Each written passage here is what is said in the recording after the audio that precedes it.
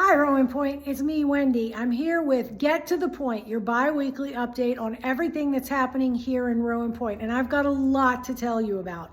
So we have our upcoming fire system inspections, and those entail quite a lot. They're very detailed. Let me start with what this is on the wall behind me. This is a horn strobe. And of course, this is your smoke detector. So what is a horn strobe? A horn strobe is the loud ringing noise that would go off if someone pulled the fire alarm, letting you know that there is a fire. Do not ever touch that or remove that or tamper with that in any way. But let's dive into the inspections. We have annual inspections that take place every year through the fire department, and internal inspections that range water requires. So what we're going to do is we're going to combine as much of this as we can so that we're not coming into your home 4 times.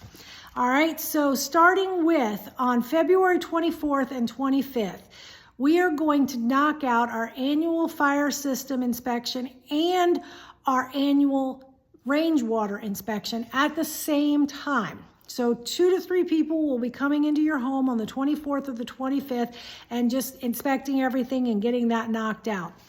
Now, I know that people do not like these interruptions. They do not like people coming into their home. I definitely sympathize, but please understand this is for the safety of every resident. It's legally required. It's something we have to do. So we're trying to make this as painless as possible, but we cannot tell you what time we'll be coming. We can't plan our day that way. We just go through them as fast as we can, hoping to knock everything out in 2 days. And so if we gave you a time, it would be the wrong time, and then you would be upset because we told you we'd be there at a certain time and we didn't make it. We also cannot call ahead. We have 349 apartments and we cannot call ahead. I will tell you that we will be doing the first buildings in order, 1, 2, 3, 4, 5, 6, 7, on the 24th. And so we'll start with 1, 2, 3, maybe 4. And then on the 25th, we'll finish up. So what I will do is at the end of the day on the 24th, I will let you know where we left off so that anybody whose home wasn't inspected on the 24th, you can count on us being there on the 25th.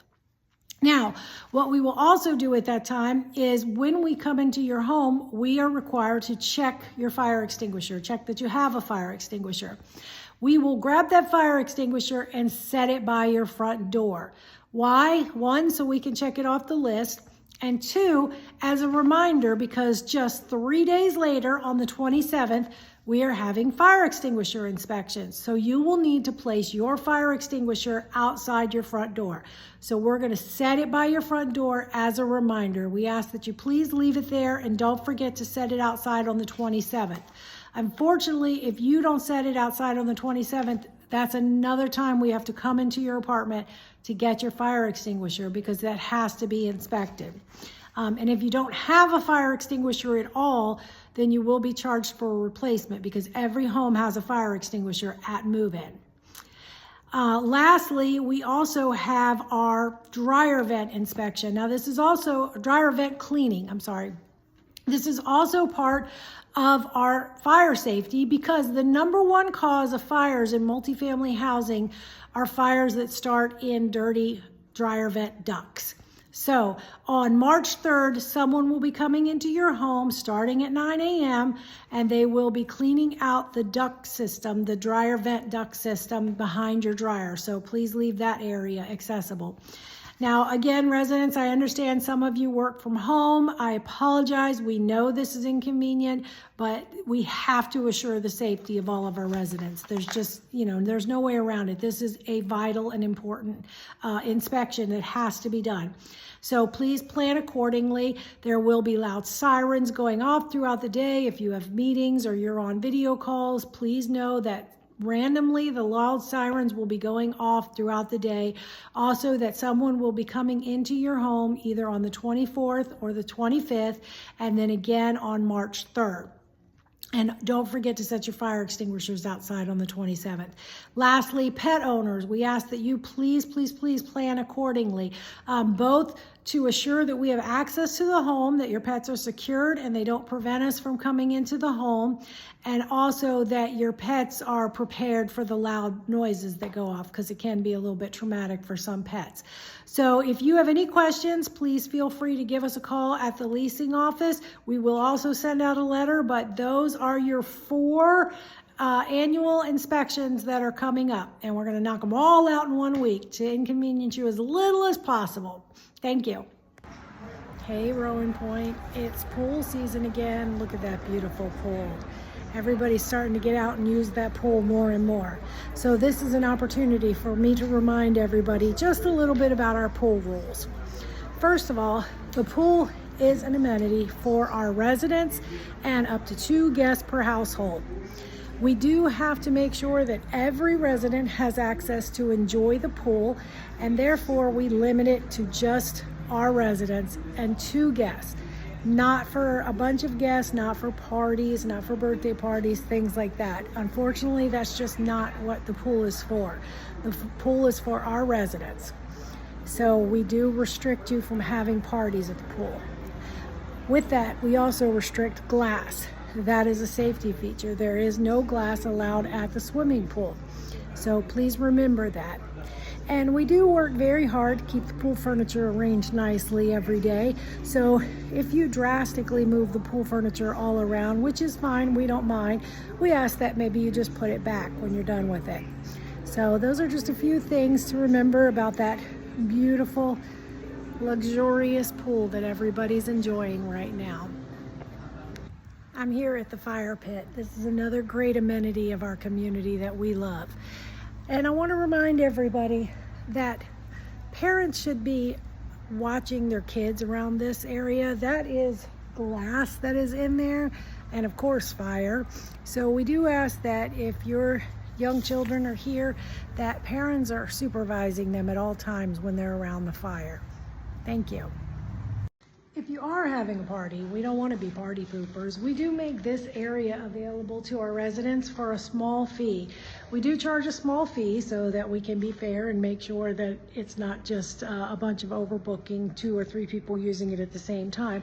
And also to make sure that we can care for and maintain this area, keep it cleaned up and things like that. So if you are interested in having a party with some people over, please reach out to us and find out about renting this space, and we can work that out for you. Just know that your guests won't be allowed to use the pool.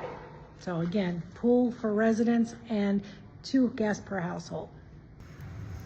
Hi, I'm out here in this kind of overflow parking area that's behind the dumpster, and we have had many residents ask us for parking for recreational vehicles such as boats and campers, and we heard you. So we are adding some spaces for recreational vehicles.